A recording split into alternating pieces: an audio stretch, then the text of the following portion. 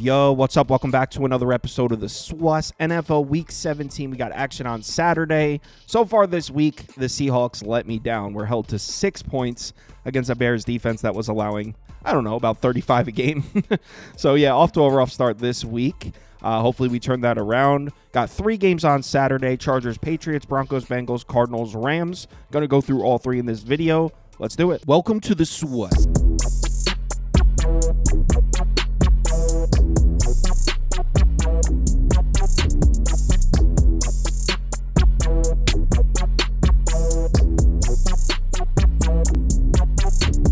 Hey, get the sauce. First up, we got the Chargers on the road in New England. The Patriots are catching 4.5 points at home. Total sitting at 42.5. Let's take a look at the pie charts. And according to the data, action's coming in pretty heavily on the Charger side. Over 75% of the tickets, over 70% of the money.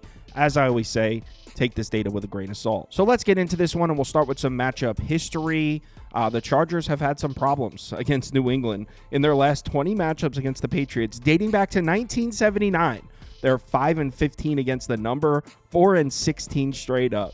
So if you've been blindly betting New England against the Chargers for the last, 30, 40, 50 years, you are turning a profit. And specifically on the road in New England, they're 3-9 against the spread, 2-10 straight up in their last 12 trips. Obviously, this dates back decades. Probably not relevant information. Thought it was interesting. So let's match these two teams up on the field, and we'll start with the Chargers offense against the Patriots defense. Obviously, the Chargers have the edge here based on the full season numbers. Chargers offensively 16th in yards per play, 27th in success rate. Patriots defense 19th and 28th. Chargers are coming off a monster offensive game last week against the Broncos, which I loved because I had the Chargers in that game. They were great in the second half. Finished the game with 34 points, 7.3 yards per play, almost 58% success rate. Great offensive game there for the Chargers. Justin Herbert was excellent, 284 yards, 9.2 yards per attempt, a passer rating over 110, 84% success rate. Great game for Justin Herbert. Now, you might look at that game and say, hey, they did that to Denver. Now they're going to play New England's defense. Chargers should go absolutely nuts here. And I get it. I mean, the Patriots defense, you put it side by side next to the Broncos, can't even compare them. Broncos, one of the best defenses in the NFL.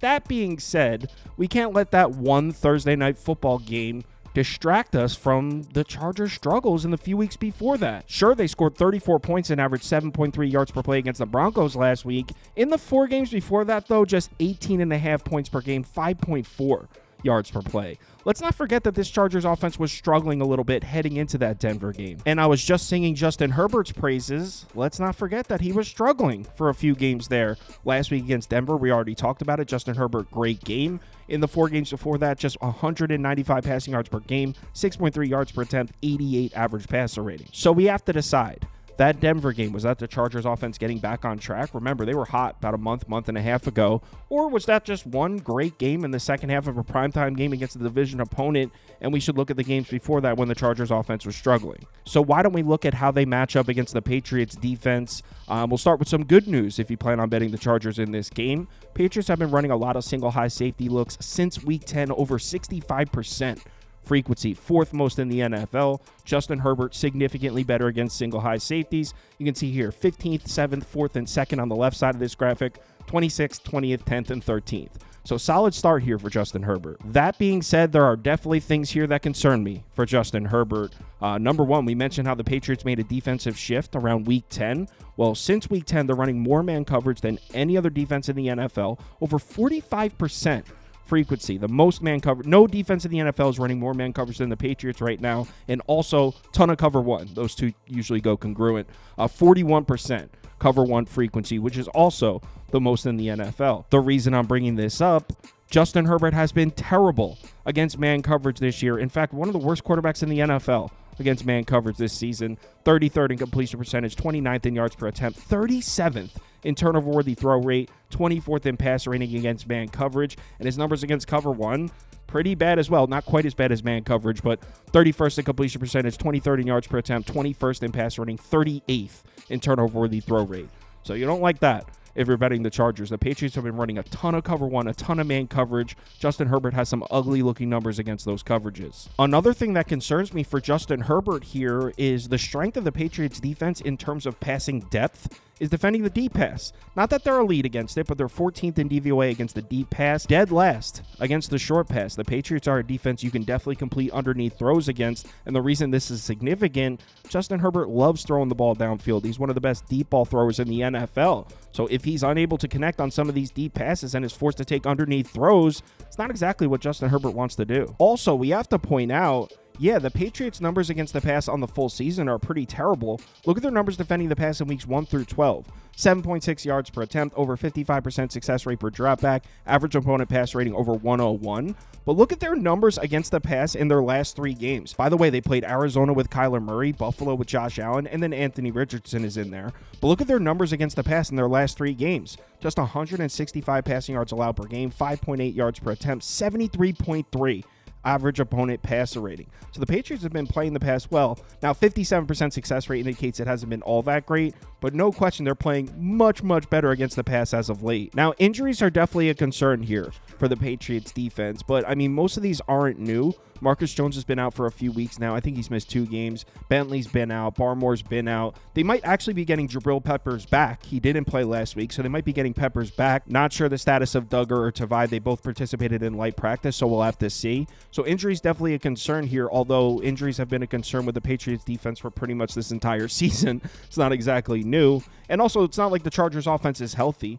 They're missing Pipkins at right guard. Gus Edwards is now out. Jalen Reagor is still out. Looks like J.K. Dobbins may be returning, which would be huge for the Chargers, but I mean, they lost Gus Edwards. Get a running back, lose a running back. And also, how many carries can we expect J.K. Dobbins to get fresh off an injury? I mean, this is a guy with a history of injuries. I doubt they're going to give him 20-plus carries in the game. So, Chargers offense isn't healthy either. As a whole, on this side of the ball, I think it's a pretty good matchup for the Patriots defense. Obviously, the Chargers offense is talented. I'm sure Justin Herbert is going to make some throws, but I don't trust the Chargers run game at all. I think the Patriots running all that man coverage could definitely be a problem here for Justin Herbert on the road in Foxborough.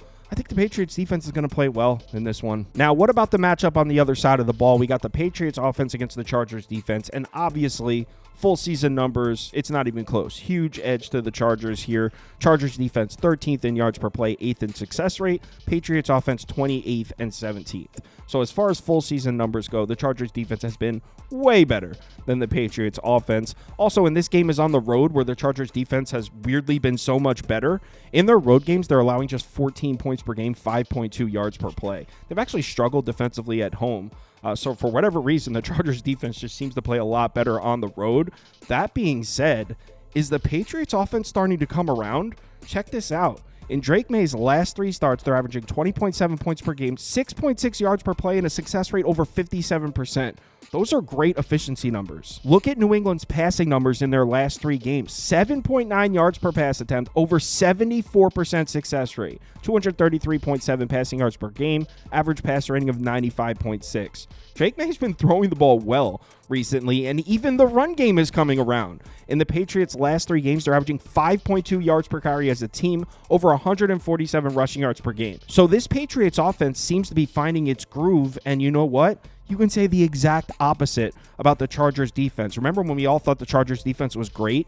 What the hell happened? They had that one game against the Falcons where Kirk Cousins threw them 4 picks. If you take out that game, since week 10, without the Kirk Cousins game, the Chargers are allowing 26.7 points per game, 6.5 yards per play, 52% success rate. If you take out the Kirk Cousins game, since week 10, the Chargers defense has been abysmal. They've been getting cooked both on the ground and through the air. Since week 10, if you take out the Kirk Cousins game, they're allowing 7.4 yards per pass attempt, an average opponent pass rating of 113.8, 54.6% success rate per dropback. On the ground, they're allowing 5.4 yards per carry, 147.8 rushing yards per game.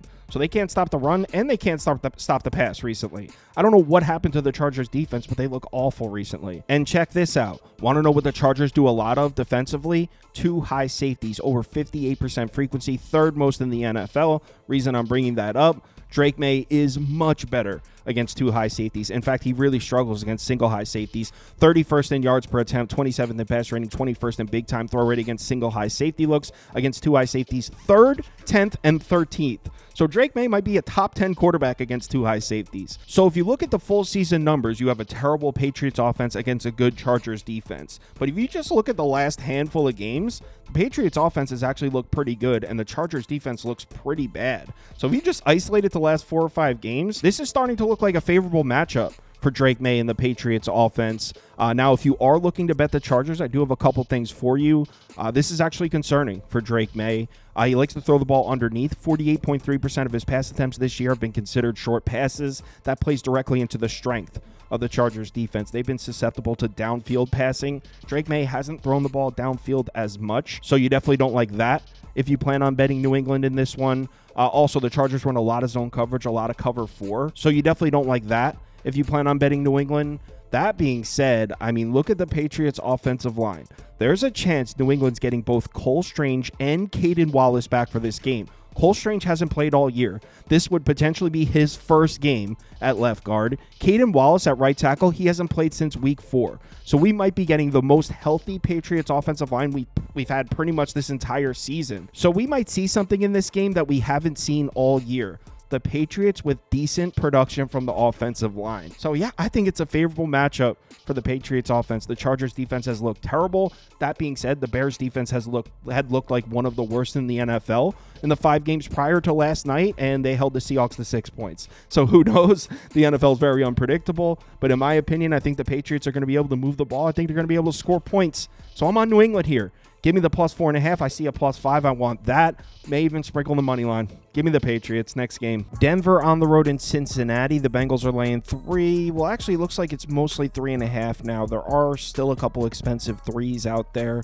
Total sitting at 50 or 49.5, depending on your sports book. Let's take a quick look at the pie charts. And according to the data, action's coming in pretty split on this one. Tickets about 50-50, money slightly leaning towards Denver. As I always say, take this data with a grain of salt. So let's get into this one, and we'll start with a brief matchup history here.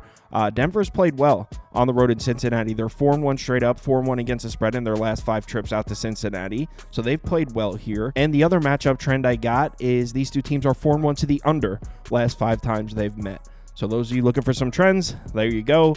Let's get into the matchup, and we'll start with the Broncos offense against the Bengals defense.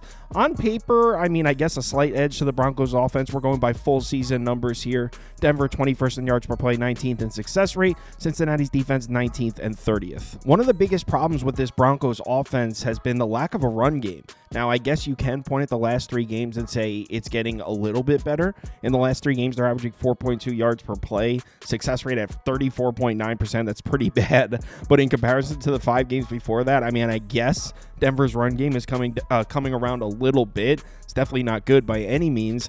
That being said, Cincinnati's run defense has completely hit rock bottom. I mean, since week 11, they're allowing over 5.2 yards per carry, over 130 rushing yards per game. And this was after a stretch where they were actually playing some good defense against the run. So in the last 5 games, this Bengals defense has really struggled to stop the run. And look at the opponents. Chargers, Steelers, Cowboys, Titans, Browns. All 5 of those offenses have been struggling to run the ball all year. Cincinnati's been struggling to stop the run against those 5 offenses, and I mean, a big part of that might be the injuries. They're now missing 3 starters out of their front 7. Logan Wilson's still out, Rankins is still out, Sam Hubbard is still out, so 3 pieces missing there. And I mean, this Bengals defense just can't stop anybody from running the ball. So even though Denver's been struggling to get the run going for a while now, you take into consideration how bad this Bengals run defense has been, and then you add in the fact that this Broncos offense is completely healthy, the offensive line is completely healthy, and McLaughlin's back, their most explosive weapon in the run game. I think the Broncos are going to be able to run the ball in this game. Now let's get into the matchup for Bo Nix trying to throw the ball in this game, and we'll start right here. Bo Nix should have plenty of time to throw in this one. He's had plenty of time to throw in most of his games this year. Denver might have the best pass protection in the NFL. They're 3rd in pressure rate allowed, 1st in pass blocking grade, 3rd in adjusted sack rate, matched up against a Bengals pass rush that's been pretty terrible this entire year. They do have Hendrickson, but remember, Sam Hubbard is out. I mean, this is a bad pass rush. They're 23rd in pressure rate, 26th in pass rush grade. So Bo Nix should definitely have clean pockets to throw from in this game. Now, he doesn't have the prettiest looking numbers when given a clean pocket, 32nd in yards per attempt, 23rd in passer rating, 15th in turnover-worthy play rate. But if you look at the raw numbers, 5.2 yards per attempt when pressured, 6.8 when given a clean pocket, 59.6 passer rating when pressured, 97 when given a clean pocket. So if you're betting Denver in this one, you definitely like the fact that Bo Nix is probably going to be thrown from some clean pockets in this game. Now, if you plan on betting Cincinnati in this game, I do have something for you. Since week 8, they've been running a ton of two high safety looks, over 56% frequency, 5th most in the NFL in that span. Reason I'm bringing that up is Bo Nix has been significantly better against single high safeties. Against two high safeties, he's 27th in completion percentage, 36th in yards per attempt, 28th in passer rating. So he's definitely struggled against two high safety looks, and Cincinnati's been running a ton of that. Also, Bo Nix has been throwing the ball downfield. 13% of his pass attempts are considered deep passes, and actually it's his most efficient passing depth. Reason I'm bringing that up, it's actually the strength of the Bengals defense. You can take those underneath throws all day against Cincinnati's defense, but they're actually pretty decent against the deep pass. They're 15th in DVOA against the deep pass. Bo Nix, not the most efficient thrower when it comes to short passes. So if you're betting Cincinnati, you like that as well. And another angle you like here if you're betting Cincinnati is this Bengals defense really hasn't looked that bad in the last few games. On their last 3 games, they're allowing just 212.7 passing yards per game, 6.3 yards per attempt, average opponent pass rating 67.4. Compare that to the previous 5 games before that. And yeah, I mean, this Bengals defense looks much better against the pass. Now, that may be because they saw Cooper Rush, Will Levis, and Dorian Thompson-Robinson. It may be because they saw those 3 quarterbacks. But still, we do have to give Cincinnati's defense some credit. I mean, in their last 3 games, they're allowing just 17.7 points per game. 5.8 yards per play isn't all that great, but they have looked better defensively, even though you do have to mention they've seen some bad offenses. And when it comes to Bo Nix and this Broncos passing attack as a whole, I really don't know how I feel about it right now. I mean, weeks 10 through 12, they look great. 265 passing yards per game, average pass rating over 118, over 56% success rate, 7.6 yards per attempt. But in their last 3 games, I mean, average pass rating 77.9, 6.4 yards per attempt. I mean, the passing production is way down for Bo Nix in the last 3 games. So as a whole on this side of the ball, I mean, I don't really like the matchup for Bo Nix, but I don't really trust the Bengals defense either. I think Denver will be able to run the ball a little bit, should open some things up for Bo Nix. So I think Denver should be able to move the ball in this game. Like I said, I mean, Cincinnati's defense, they played 3 games in a row against some bad offenses. So I think the Broncos should be able to move the ball in this one. But what about the matchup on the other side? We got the Bengals offense against the Broncos defense, and this is what we call a battle here. Denver, one of the best defenses in the NFL, 2nd in yards per play, 1st in success rate. Bengals offense, 8th and 9th. This is going to be a battle on this side of the ball. Now, right off the bat, you're probably thinking there's no way Cincinnati can run the ball in this game, right? I mean, Cincinnati hasn't really been able to run the ball this whole year. Denver's got a great defensive front. No way the Bengals can run the ball in this game, right? Well, I mean, since week 11, the Bengals have been better when it comes to running the football. I'm not going to call them a good rushing attack, but since week 11, 4.8 yards per carry is actually good. 38.5% success rate per rush is not very good, but it's better than they were in weeks 5 through 10. So the Bengals rushing attack has been trending in the right direction. And check this out. Since week 14, the Broncos are allowing over 4.8 yards per carry, over 141 rushing yards per game. That's against the Colts, whose rushing attack hasn't been all that great this year, and the Chargers. They've been struggling to run the ball too. Look, by no means am I saying Cincinnati's going to hand the ball off and grind down the Denver defensive front. That's not what I'm saying. I'm just saying don't be surprised if Cincinnati's able to run the ball a little here and there. But obviously the main matchup on this side of the ball is Joe Burrow against the Denver secondary. That's what this Bengals offense is all about. Joe Burrow and those receivers. So why don't we take a look at that matchup? Denver, man coverage, cover 1. 6th in man coverage frequency, 9th in cover 1 frequency. That's actually not great news for Joe Burrow. He's been much better against zone coverage. In fact, he's probably the best quarterback in the NFL against zone coverage. 3rd in completion percentage, 5th in yards per attempt, 2nd in passer rating, 33rd in turnover-worthy throw rate against zone. Against man, 18th, 23rd, 25th, 11th. So you don't like that if you're betting Cincinnati. And also his numbers against cover 1, not great.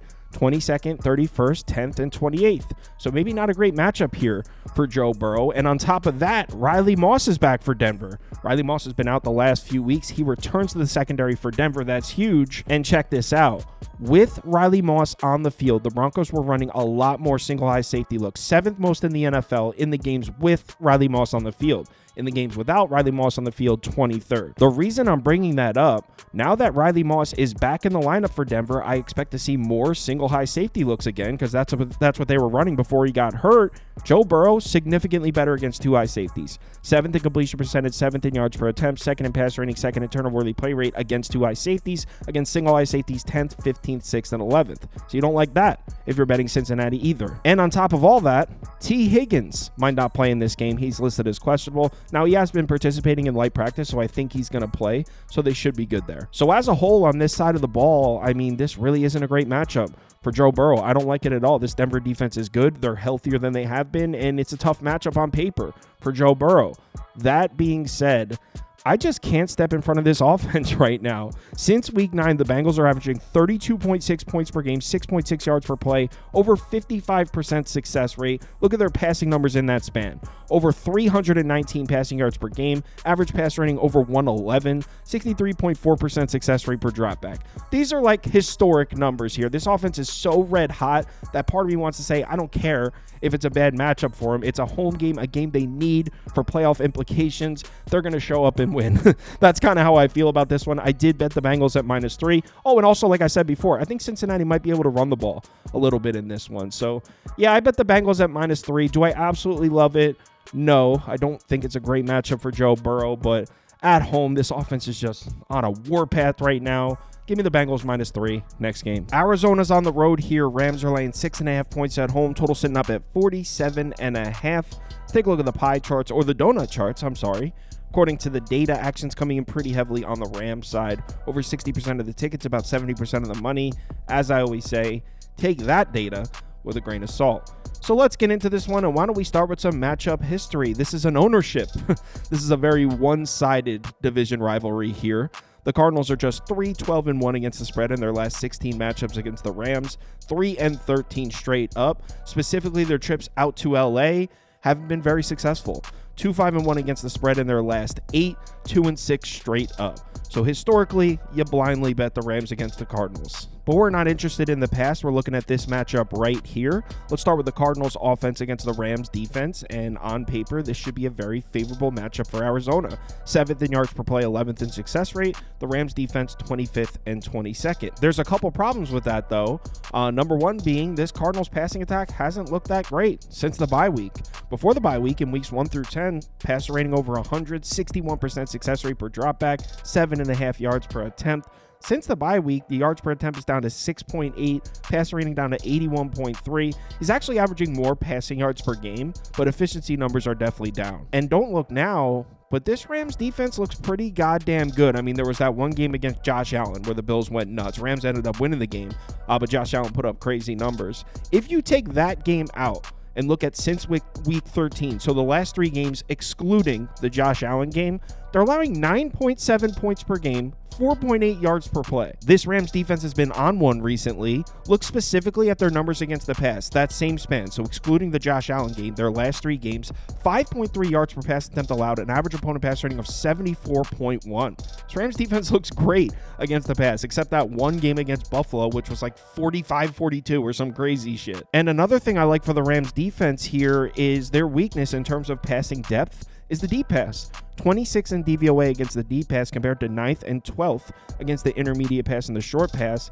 That's what Kyler Murray's trying to do. He doesn't throw the ball downfield all that much. Loves those short underneath throws, which plays into the strength of the Rams defense. So at this point, it's looking like a pretty good matchup for the Rams defense. That being said, definitely concerned about this. The Rams pass rush, or lack of a pass rush, we should say, because it's disappeared. We'll talk about that in a second. But the pass rush is important when you're playing the Cardinals, because Kyler Murray, when you put pressure on him, he might be the worst quarterback in the NFL. 31st in yards per attempt, 35th in pass rating, 41st in turnover-worthy play rate when pressured. When given a clean pocket, he's fine. But you put pressure on Kyler Murray and he runs into some problems. Rams defense on the season, 14th in pressure rate. That's not bad, right? Well, check this out. Since week 10, they're down to 27th in pressure rate, 27th in adjusted sack rate. In weeks 1 through 9, they were 4th and 7th. So this Rams pass rush is trending in the wrong direction in a terrible way. And another thing about this Rams defense is they don't send a ton of blitzes. This is not a team that blitzes a lot. Kyler Murray is actually a top 10 quarterback when not blitzed. 9th in completion percentage, 11th in yards per attempt, 4th in turnover-worthy throw rate, 10th in passer rating when not blitzed. When you blitz him, he runs into some problems. Rams don't blitz very much. So wait, is this actually a good matchup for Kyler Murray? Yeah, on paper, this might be a good matchup for Kyler Murray, but there's one problem. We have to look at the injury report, and the Cardinals' offensive line is officially smoked. They're now missing 3 starters. At first, it was just Will Hernandez. They lost Paris Johnson Jr. last week. Evan Brown got banged up, and now Jonah Williams is out. There's a good chance the Cardinals may be missing 4 starters on the offensive line in this game. 4. We just saw the Arizona Cardinals play the Panthers last week, missing 2 starters on the offensive line. So last week against Carolina, they were missing 2 starters. In that game, the Carolina Panthers pressured Kyler Murray on 43.9% of his dropbacks, 6th most in the NFL. Keep in mind, this is the worst pass rush in football, and last week against Arizona, they pressured Kyler Murray on almost 44% of his dropbacks. That was missing 2 starters on the offensive line. Like I just said, they may be missing 4. So even though this Rams pass rush hasn't looked very good in the second half of the season, if the Cardinals are missing all those pieces on the offensive line, I don't think it matters. I think they're going to be able to pressure Kyler Murray just fine. So now we look at the coverage matchups for Kyler Murray, but honestly, if he's not going to have time to throw, does it even mean anything? Remember, last week, he played the Panthers. That's a great matchup for Kyler Murray. If he doesn't have time to throw, it's not going to matter. In this game, the Rams run a lot of zone coverage, a lot of cover 3, kind of like Carolina does. And again, it's a positive matchup for Kyler Murray. He's got great numbers against zone coverage. He's got great numbers against cover 3. So again, it's a favorable matchup for Kyler Murray, but if he doesn't have time, which with that offensive line, I don't think he's going to, does it even matter? Now, you might be thinking, Kyle, who cares though? Arizona's trying to run the ball. They're just going to give the ball to James Conner. Okay, let's look at that matchup. Number 1, the Rams have been playing much better defense against the run in the second half of the season. In weeks 1 through 7, they were allowing over 4.8 yards per carry, over 152 rushing yards per game. Since week 8, it's been better. Not that it's been great. 4.56 yards per carry, 118 rushing yards allowed per game. But look at the success rate, 33.2%. So the Rams' run defense has been much better in the second half of the year. And specifically in the last 2 games, it's been excellent. In the last 2 games, the Rams held opponents to 3.54 yards per carry, just 69 rushing yards per game, 30.8% success rate per rush. So this Rams run defense seems to be peaking right now at the right time. And we know this Arizona offense loves to run those gap concept blocking schemes. In fact, they're first in gap concept blocking scheme frequency, plays into the strength of the Rams defense. They're 8th in yards per carry allowed against those blocking schemes. So I'm not sure with all those injuries to the offensive line if Arizona can run the ball either. As a whole on this side of the ball, I mean, with that offensive line, considering the fact that their season just ended, I don't have a ton of faith in the Cardinals offense here. The Rams are playing for something. Their defense looks pretty good recently with the exception of the Buffalo game.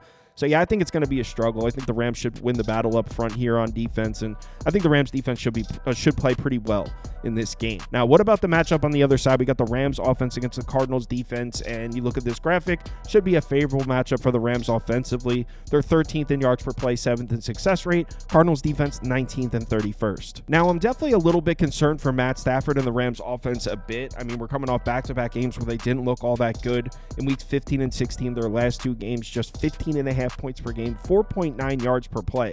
So back-to-back rough offensive games for the Rams, specifically the passing attack. Just 5.9 yards per attempt in their last 2 games, 135 passing yards per game. That is ugly. So back-to-back games where Matt Stafford was unable to get the passing attack going. So will Stafford bounce back here against the Cardinals defense? Well, Arizona, just like the Rams, they don't blitz a lot. They're 22nd in blitz rate. Matt Stafford actually much better when blitzed. He's a top 10 quarterback in the NFL against the blitz. When not blitzed, not very good. 26th in completion percentage, 29th in yards per attempt, 24th in passer rating. So you don't like that if you're trying to bet the Rams. Also, Arizona running a lot more cover 2 recently. Since week 10, they're 6th in the NFL in cover 2 frequency. Matt Stafford, not the best numbers against cover 2. He's 8th in completion percentage, 35th in yards per attempt. So struggling to get the ball downfield against cover 2. You don't like that either if you plan on betting the Rams. Now, here's the good news if you're on LA. Arizona, they don't blitz and they sit in cover 2, which is bad news for LA. But they don't really generate a lot of pressure either. And the reason you bring that up is Matt Stafford's splits are extreme. I mean, you give Stafford a clean pocket, he's one of the best quarterbacks in the NFL. You put pressure on him, he's legitimately one of the worst quarterbacks in the NFL. Been that way for a couple years now. Arizona doesn't have a pass rush that particularly scares you. So Matt Stafford should definitely have some clean pockets to throw from in this game. And let's be honest, I mean, this Cardinals defense, may have flown south for the winter. I mean, it doesn't look good. Since week 13, they're allowing 26.5 points per game, 6.7 yards per play. They're struggling against both the pass and the run. Since week 13, 7.5 yards per pass attempt, 59.5% success rate per dropback, average opponent pass rating over 107. Look at their numbers against the run. In that same span, since week 13, they're allowing 5.8 yards per carry, over 151 rushing yards per game. This defense looks absolutely awful right now. So even though I don't absolutely love the matchup for Matt Stafford on paper, this Cardinals defense just gives you nothing to believe in. I mean, there's no reason to put your faith in the Cardinals defense right now. And also, this Rams offensive line, remember, they were banged up early in the season. They seem to have really gotten their shit together when it comes to generating space in the run game. They're now 6th in adjusted line yards, 4th in run blocking grade, 7th in yards before contact. So the Rams shouldn't have problems getting the run game going in this one. Also, just like the Cardinals, the Rams run a lot of gap concept blocking schemes, 5th most in the NFL, plays into the weakness of the Cardinals defense. They're actually 30th in the NFL in yards per carry allowed from gap concept blocking schemes. So Rams should have no problems running the football in this one. So where does that leave me in terms of placing a bet? Well, I'm not betting the Cardinals. That's for damn sure. I was back and forth between the Rams or Cardinals team total under. That's how I feel about this game. I think the Rams can run the ball, and even though I don't love the matchup for Stafford, he should have clean pockets to throw from, and he's a veteran. He'll figure it out. So, yeah, I like the Rams defense as well. It seems like this Cardinals team may have just died. Their season just ended in an emotional way. It lost to the Panthers. So, yeah, I like the Rams here. I was back and forth. I was considering a teaser, Rams -0.5, and picking another team, maybe the Bucks -1.5 or something along those lines. But honestly, I'm just going to lay it. Give me Rams -6.5, and I might put a half unit on the Cardinals team total under as well. Live show, we're going to go 10:30 a.m. Eastern time. We got college basketball. Toast is going to come on. We got college football. We got NFL. There's 8 bowl games on. So, yeah, we got a lot to go through on the live stream at 10:30 a.m. Eastern time. If you're able to make it, would love to see you in the comments. Hit me up in the Discord if you need me. Have yourselves a great Saturday. Please remember to bet responsibly. Later.